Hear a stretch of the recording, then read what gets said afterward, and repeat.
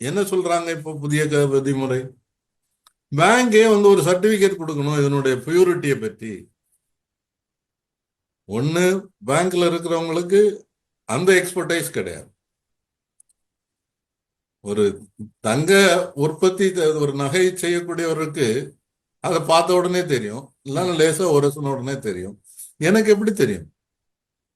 என்ன அனுபவம் இருக்குது வங்கியில் இருக்கக்கூடியவங்களுக்கு. அப்போ வேற வழி இல்லாம என்ன செய்யணும்னு சொன்னா, அவங்க இன்னொருத்தரை சார்ந்திருக்கணும். ஒண்ணுலே மெஷினை சார்ந்திருக்கணும். இப்போ இந்த அசே மெஷின் கொடுக்குறாங்க, அது கூட முழுமையான நம்பகத்தன்மை இல்லை அப்படின்றாங்க. இல்லைன்னா ஒரு அப்ரைசர்னு சொல்லி அதை நகை மதிப்பீடு சொல்லி அவர்கிட்ட கொடுத்து அவரை டெஸ்ட் பண்ண சொல்லு. அவரு கொஞ்சத்தை வரிசை எடுப்பாரு. நான் கண்கூடா பார்த்துருக்கிறேன். இதுல எல்லாம் மக்கள் ஏமாத்தணும்னு நினைச்சாச்சுன்னாக்கி எல்லாத்துலயும் வழி இருக்கு. பொதுவா பேங்கில் கொண்டு வருவாங்க, அதுதான் நாங்க ரொம்ப சந்தேகத்தோட பார்ப்போம். திக்கா இருக்கும், ஒரசுனா தெரியாது, ஆனா உள்ள கோல்டு இருக்காது, மேல மட்டும்தான் கோல்டு முலாம் இருக்கும். அப்ப இதெல்லாம் நம்ம பாக்குறது பெரிய கஷ்டம், அந்த பியூரிட்டின்னு பேர்ல. அப்ப இது என்ன நடக்குது? இதெல்லாம் போய் பார்த்துட்டு இருக்கிறதுக்கு போல, போப்பா நகை கடன்லாம் நாங்க முடியாது, நீங்க வேற எங்கேயாவது பார்த்துக்கிடுங்கன்னு சொல்லுவோம்.